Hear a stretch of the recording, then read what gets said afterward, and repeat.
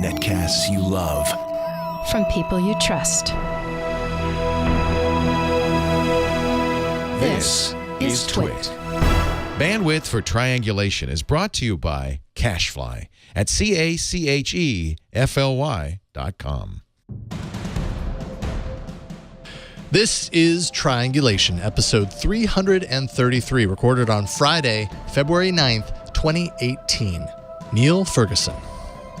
This episode of Triangulation is brought to you by Rocket Mortgage by Quicken Loans. Home plays a big role in your life, and that's why Quicken Loans created Rocket Mortgage. It lets you apply simply and understand the entire mortgage process fully so you can be confident that you're getting the right mortgage for you.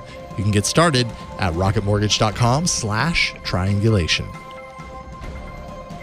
Hello, everyone, and welcome to Triangulation. I'm Jason Howell, your host for the day. This is the show where we sit down with some of the people who are, well, a lot of times who are writing fantastic books on the many topics that we talk about on the Twit Network all the time. And today is no different. We have Niall Ferguson, biographer, historian, author of just a number of books. Most recently, though, and what you're here to talk about with me is The Square and the Tower, Networks and Power from the Freemasons to Facebook. And Niall, it's great to get you on the network and on the show today. Thank you for joining me. I'm excited, Jason. This is the first time for me to be on this network. And I'm really curious to kind of get your take on the subject matter that we're going to be discussing today, because as you probably know, Twit is a technology network. And I mean, the Square and the Tower it touches on technology topics. There's definitely a current that really is very relatable to all of the important things that are happening right now that are shaping our world. The foundation being social media is driving a lot of this stuff. But I know a lot of what you write about in your book is much more historical than that. It doesn't dwell completely in the technological aspects of things, but really gets to the heart of what a network truly is and what makes a network successful and so influential in so many ways. So I thought we'd kind of start there, maybe kind of give a little bit of background. And, and I think the obvious starting point is The Square and the Tower. What is your inspiration for really diving into breaking apart how these networks work? Well, I moved from Harvard to Stanford about a year and a half ago, and I'd had this project in my mind for some time. But moving here was a wake-up call, because it struck me that many people, including quite powerful people working in Silicon Valley, had an almost complete indifference to history, or they regarded history as having begun with the Google IPO, and everything before that was the Stone Age. So I wanted to write a book that would give a history lesson to those tech types who think they have invented the world anew and have nothing to learn from the past. But I also wanted to get my fellow historians to think a little bit more about not just technology, but also the social networks that can be built on it. So this is a book that I think your audience will enjoy a lot more than the history books they were made to read at school, which they probably hated, because this book takes you on a kind of roller coaster ride through, well, more than 500 years of history. It's pretty much focused on the last 500 years. And it makes some provocative arguments about the relationships between hierarchical structures of power, towers, and social networks, squares, hence the title of the book, The Square and the Tower.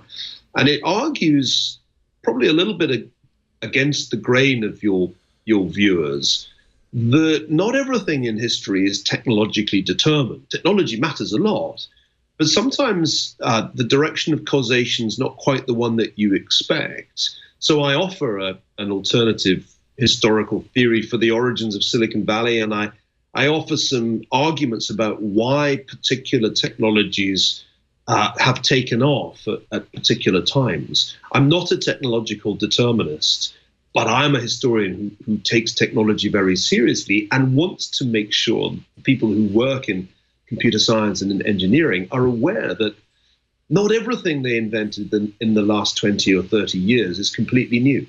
Yeah, and it's really easy to dwell in that world in the technological space. We, obviously, we're here in Silicon Valley, and it really seems like the makeup of the area is based now more than ever around technology. So it's easy to dwell inside of that realm and feel like this is the first time we've seen these things happen.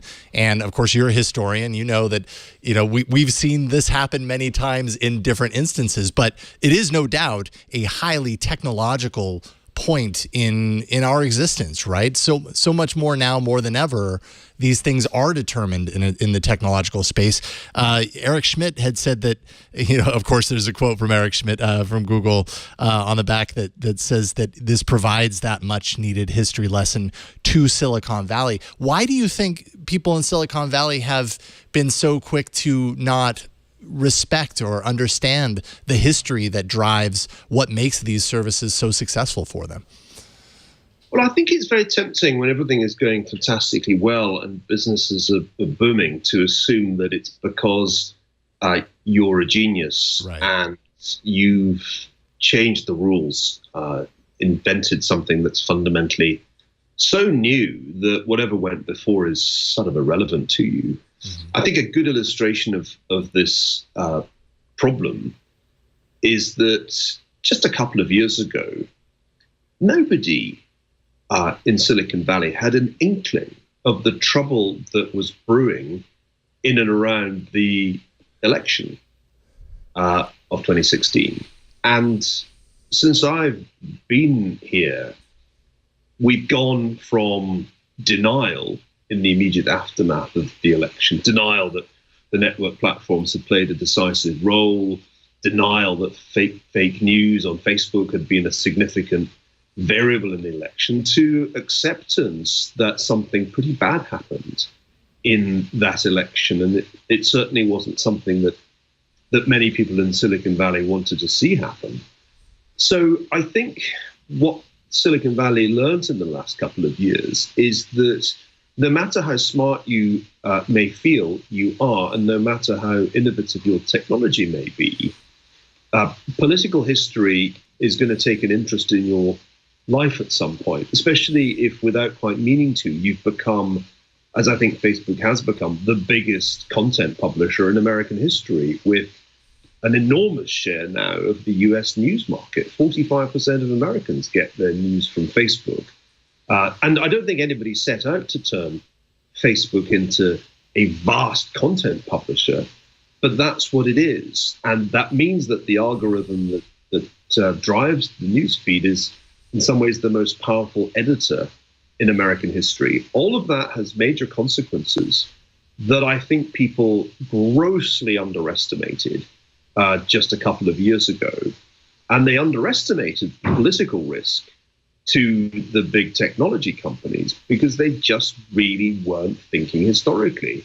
The idea that you could establish quasi-monopolies in so many different sectors of the economy, from search through online retail to social networks, and not have a political problem at some point is kind of comical. But naivety was one of the characteristic features of Silicon Valley in the period prior to the election. The naive belief that if everybody was connected, if everybody was on Facebook, then everything would be awesome. We've been told that ad nauseum since, I don't know, John Perry Barlow's Declaration of the Independence of Cyberspace, the late lamented Barlow.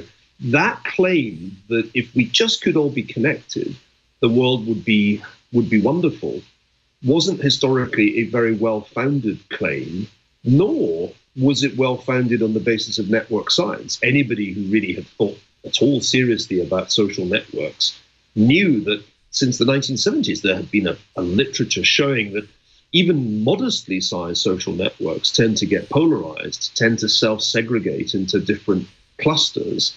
And so it was naive of people in Silicon Valley to think that wouldn't happen to Facebook and wouldn't happen to Twitter. And, a lot of people in this neck of the woods spent a significant part of the last year or so saying, oh, gee, what have we done? It never occurred to us that this could happen. Oh, my God. Well, it should have occurred to them because it was, I think, historically obvious that trouble was brewing. And I'm sure to a certain, on a certain level, networks like Facebook, I have to imagine, they've got an enormous amount of smart people working on making their service as potent of a social network, connecting people to people and obviously increasing their bottom line, that they should realize the characteristics, and you write about the characteristics, we'll get to those in a little bit, of how these networks worked. And it's kind of baffling to assume that they were smart enough to build something so potent, yet not aware enough to understand what that, how that extends out from a historical perspective, if it just continues to get bigger and bigger and bigger and more vulnerable, both for them and for society. What are some of the vulnerabilities that networks like Facebook have to face in light of just how these networks have been known to work over time? I mentioned one already, and that is that if you create even a medium-sized network, you should expect homophily to happen. Homophily is just a word for the tendency for birds of a feather to flock together, right. Clustering, in other words, to take place. We've known since the 1970s that even quite small social networks, like the network of friends in a high school, will tend to polarize or self-segregate. And so it shouldn't have come as a surprise that on the giant and very fast-moving network platforms of our time, we should see similar phenomena, but on a vast scale. The polarization of American political life is not a new story, but I think it's clear that the way in which Facebook and Twitter in particular work, I could also mention YouTube, those tend to promote and I think exacerbate the polarization. So that's one. Number two, I think the fact that the world is getting smaller, that it's no longer 6 degrees of separation, it's 3.87 on Facebook, was not necessarily going to make the world a happier place. And I think that the assumption that the smaller the world got, the happier it would be was always slightly naive. One good illustration of this is the phenomenon of crazy stuff going viral. We've all grown rather accustomed to this. And indeed, the phrase fake news has become a cliche. But we now understand that if you do build networks on this scale and with the incentives that are built into the networks, such as Facebook and YouTube and Twitter, that fake news is more likely to go viral than carefully researched truth. It's a key differentiating feature of the great networks of our time that they make money from advertising, and to get that money, they have to demonstrate user engagement.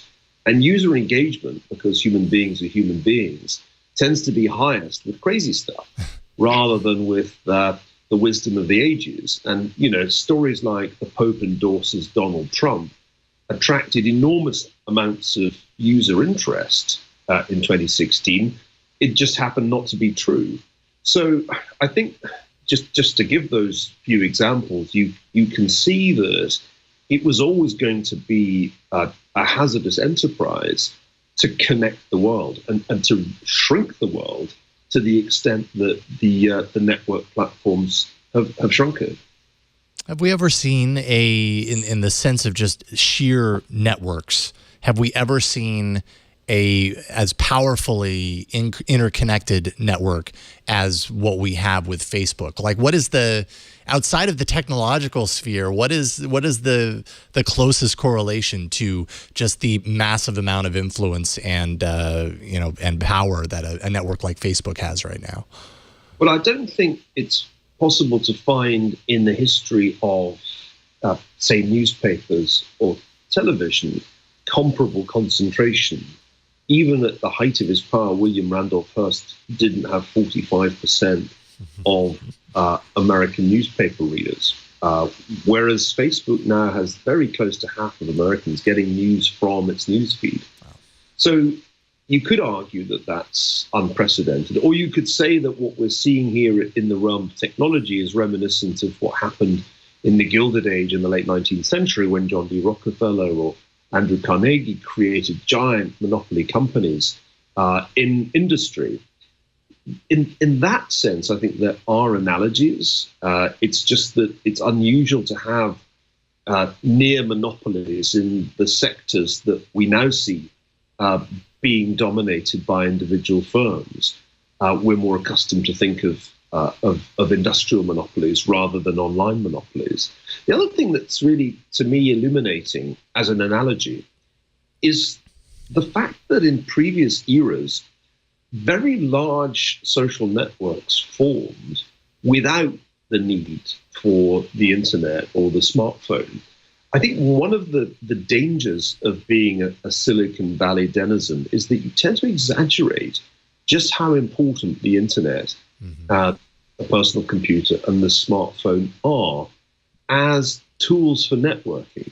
Because history shows you that human beings can form giant social networks without any technology at all. Otherwise, how can you explain the extraordinary success of Christianity or Islam, religions that flourished at a time when technology was extraordinarily primitive and most people weren't literate? Things moved more slowly in the past, that's for sure. We are networking at high speed. The speeds are unprecedented. But I'm not sure that the scales are as unprecedented as we tend to assume. Because when you think about it, the networks that were created by the great monotheistic faiths were not only huge, they were very enduring. Indeed, they've endured for centuries.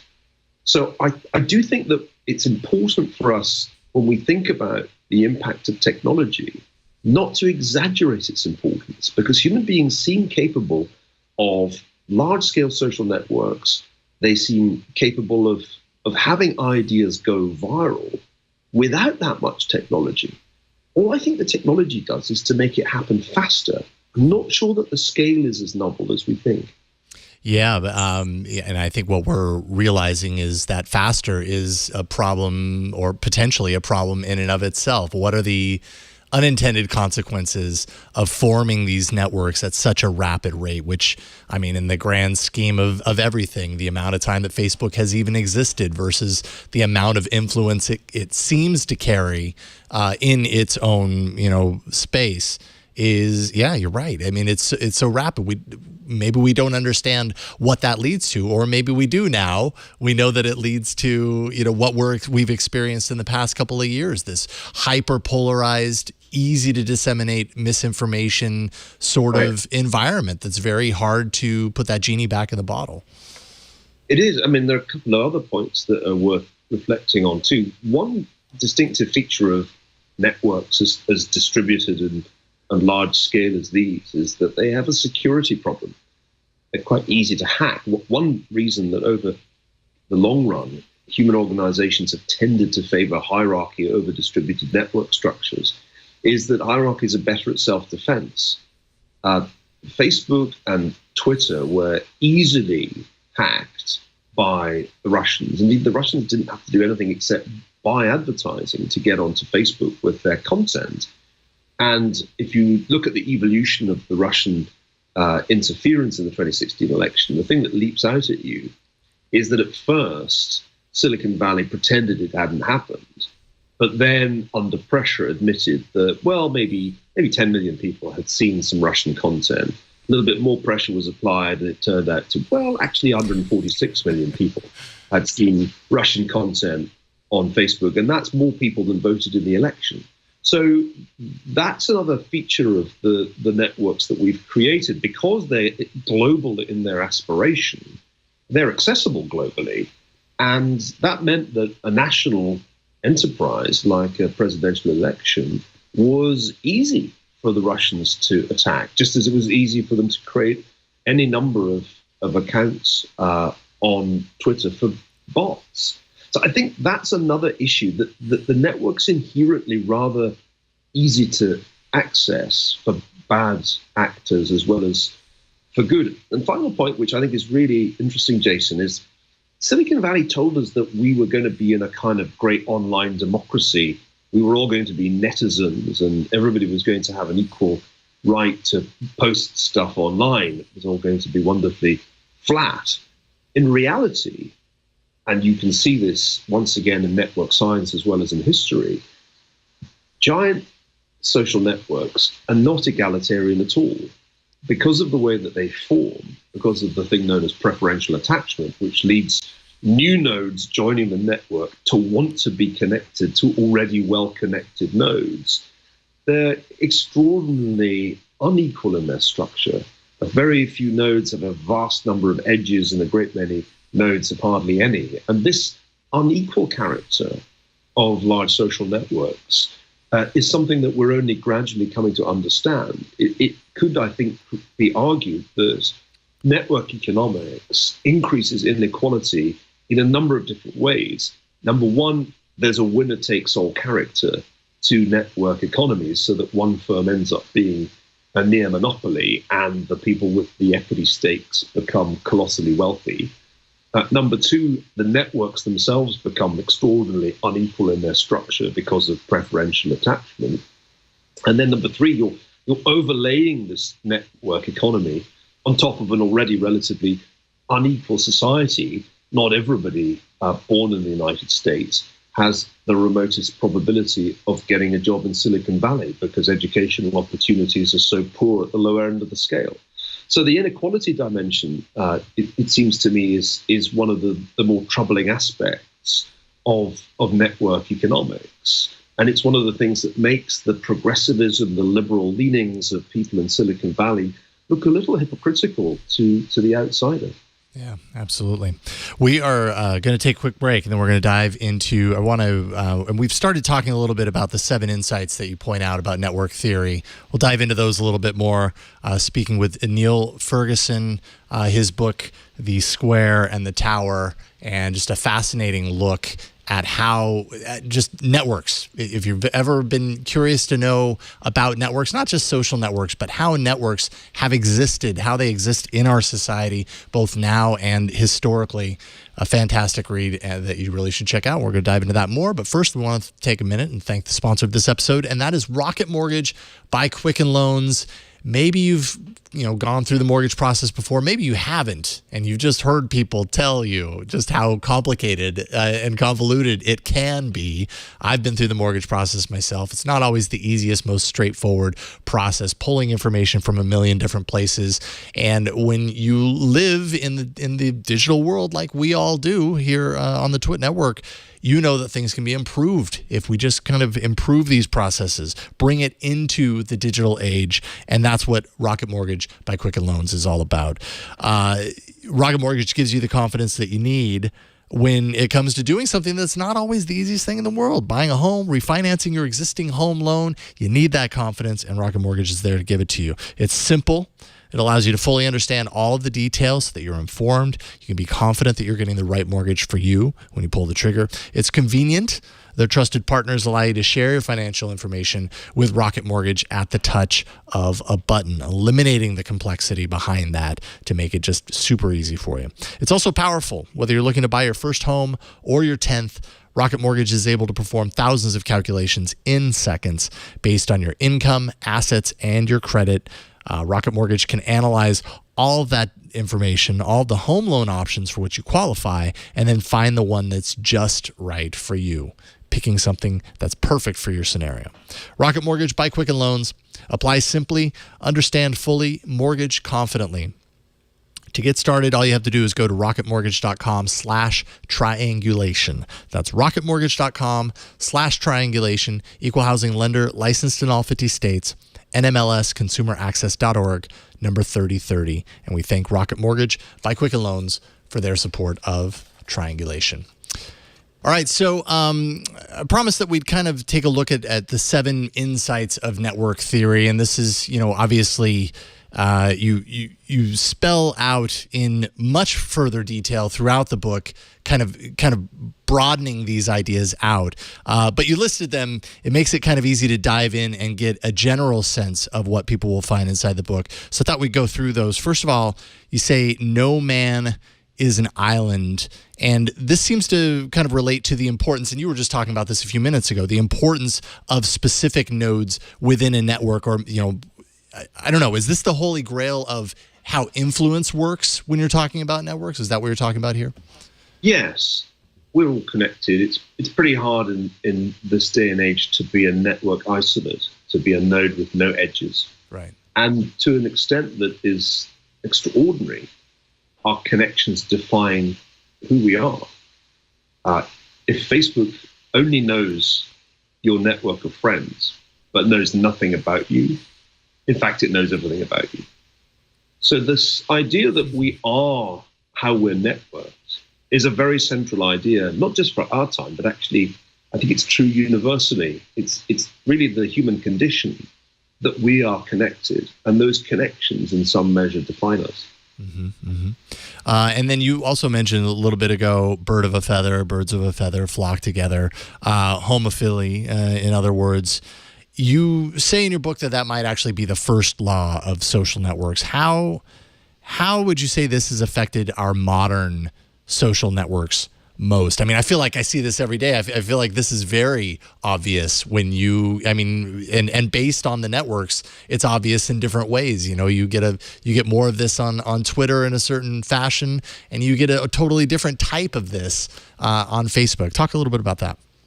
Well, there's some great research based on the data generated by these platforms showing how this process of ideological polarization in our time works. I'll give you one example that relates to Twitter.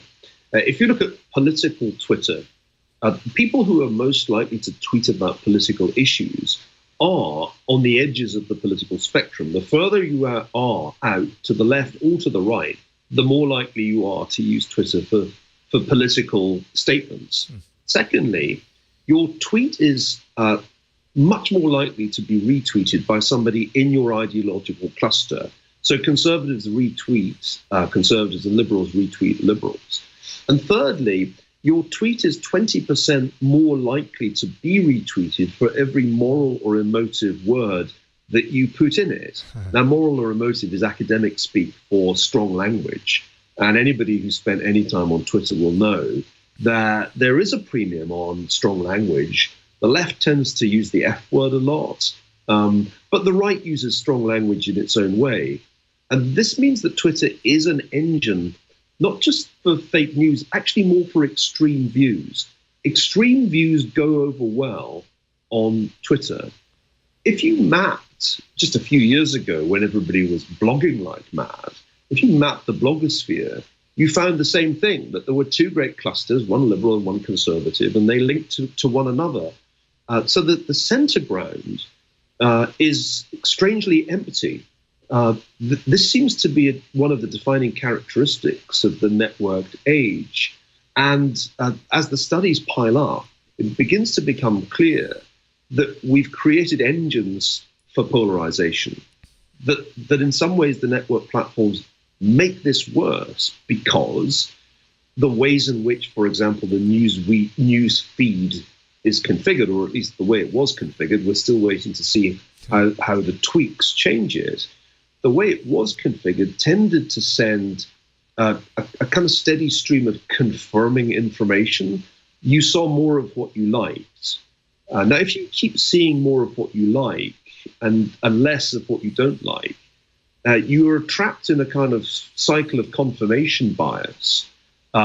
It's unlikely that your position will, in fact, hold steady. You'll tend to drift further out in the direction that you started in, whether to the left or to the right. So I think nearly all the network platforms have an inherent tendency to polarize, to drive people out along the political spectrum by giving them more of what they've liked, more of what they've engaged with.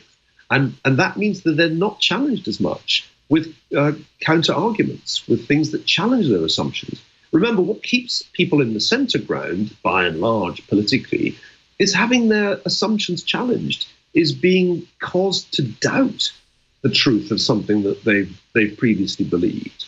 Well, online networks make that happen less and less, and that seems to be a fundamental structural problem, given we are innately inclined to self-segregate.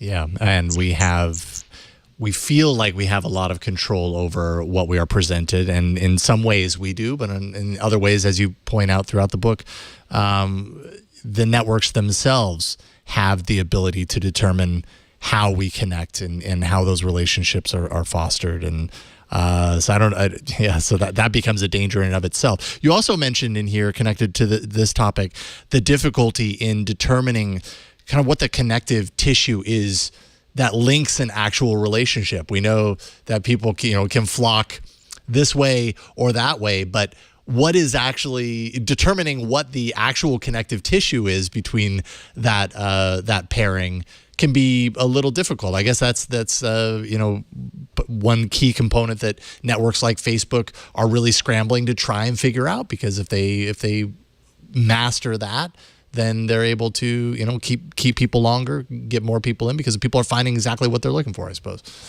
Right, and since the primary motive is to enhance user engagement, you are looking for things that are sticky. You're looking for content that's engaging. You also want, of course, new nodes to keep attaching to the network. The network must grow. Metcalfe's law says that network's worth more for every additional node. Bigger is better. There are increasing returns to scale in network economics.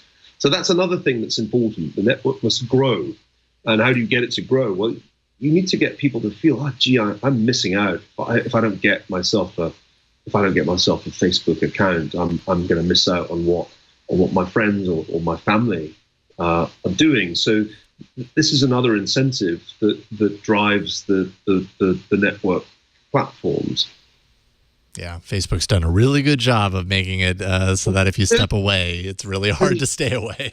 2 billion plus users is an astonishing achievement. That's a bigger population than the population of China, the most populous nation on earth, and it's still growing. Yeah, and penetration is extraordinarily high in developed countries, but growing fast in less developed countries. So we are in the presence of an amazing phenomenon. And I don't want to sound like a Luddite. In many ways, I'm lost in admiration when I contemplate the career of Mark Zuckerberg, or for that matter, the careers of the people before him who built Amazon, in the case of Jeff Bezos. These are incredible business achievements, and one shouldn't knock them. But one needs to recognize that when the people building the network said everything will be awesome when we're all connected, they had self-interest reasons for making that argument.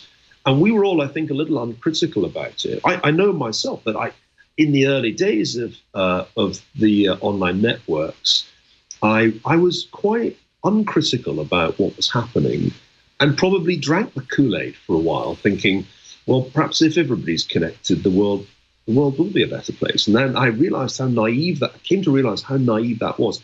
Let me illustrate that with an argument from the book.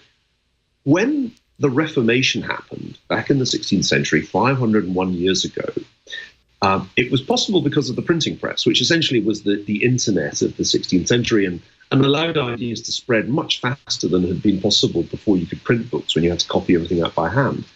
So this is a very important analogy for us.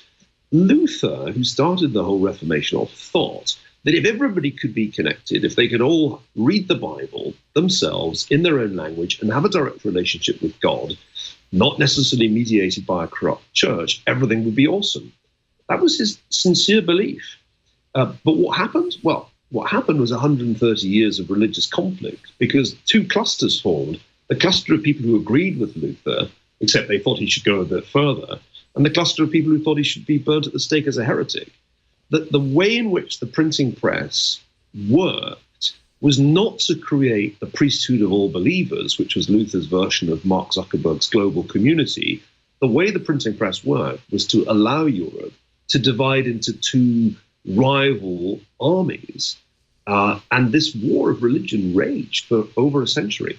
That's a very clear warning to us that the process of polarization can go further, and verbal violence can lead to actual violence. I think we've underestimated that risk because we haven't seen that lesson from history, even although it seems to me to be screaming, look at me. This is a version of your reality, and it's happened before. It was slower. I would say our experience is an order of magnitude faster than the experience of the 16th and 17th centuries. What took 100 years then has taken 10 years now. But it's the same familiar process. of polarization, verbal violence leading to actual violence, crazy stuff going viral, and we haven't paid enough attention to that. Yeah, really, really good point.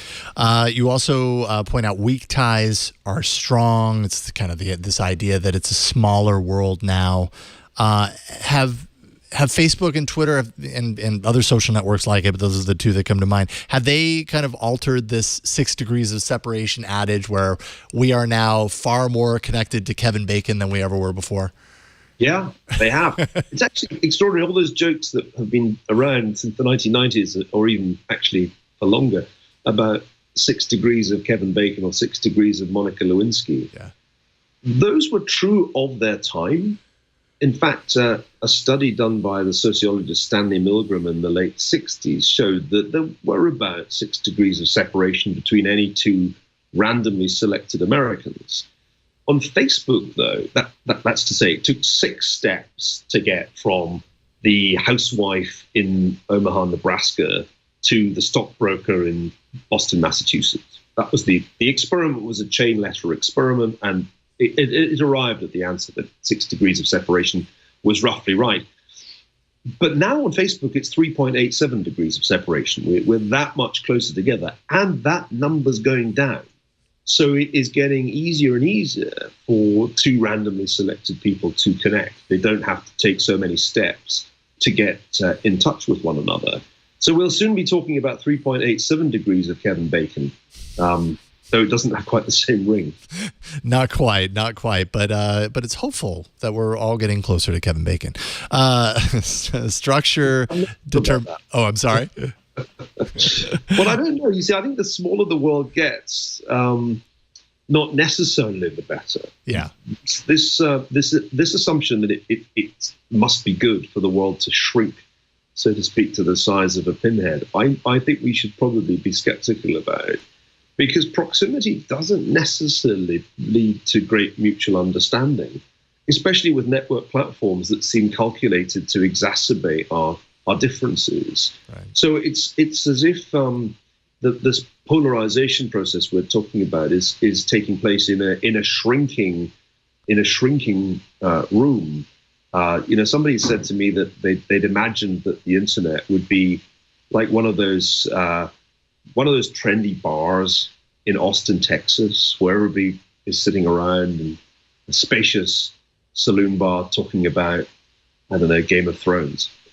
But in fact, what we're ending up with is like one of those pubs in my native Glasgow, where it's extraordinarily crowded and a substantial number of people are looking for a fight. That's what the internet's turning out to be. And that's why 3.87 degrees of separation may not be an improvement on 6. Yeah. Because you don't want to be that close to people who are looking for a fight.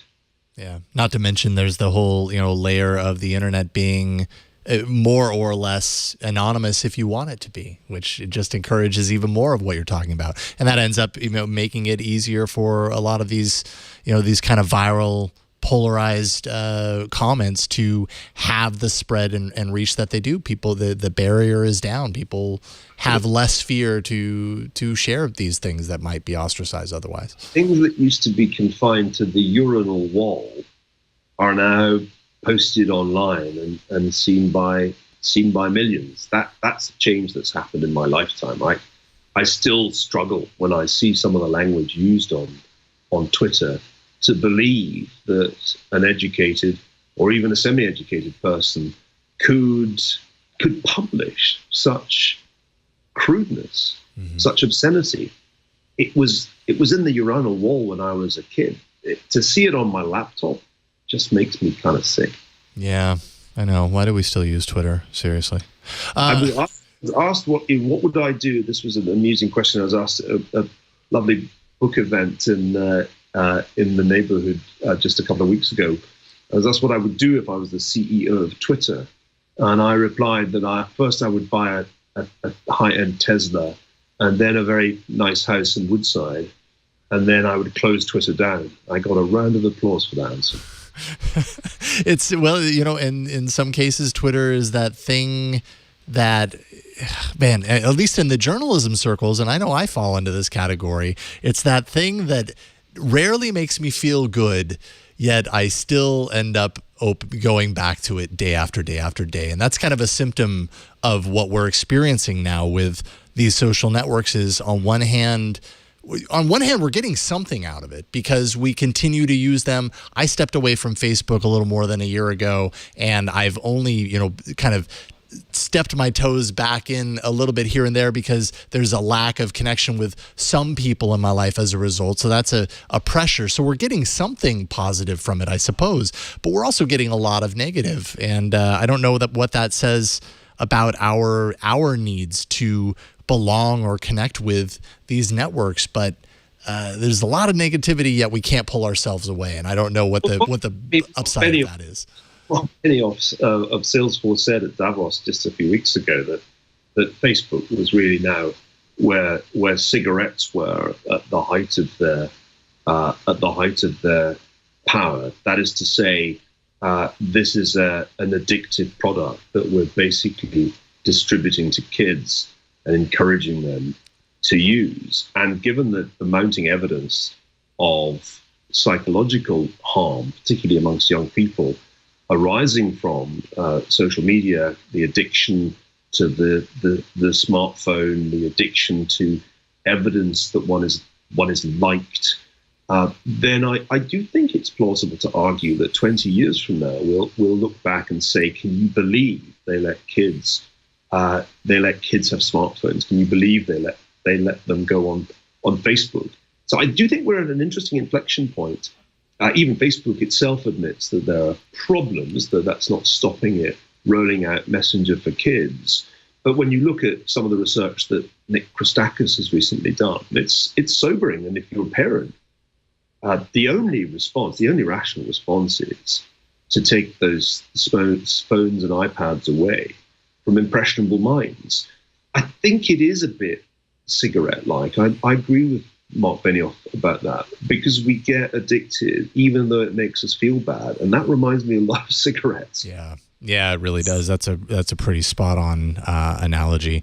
Looks like we're kind of rounding a little bit out of time here, and there's so much more to dive into. So obviously, if for folks who are interested in kind of breaking apart what we take for granted with the modern networks that we connect to from a technological standpoint, but also broader than that.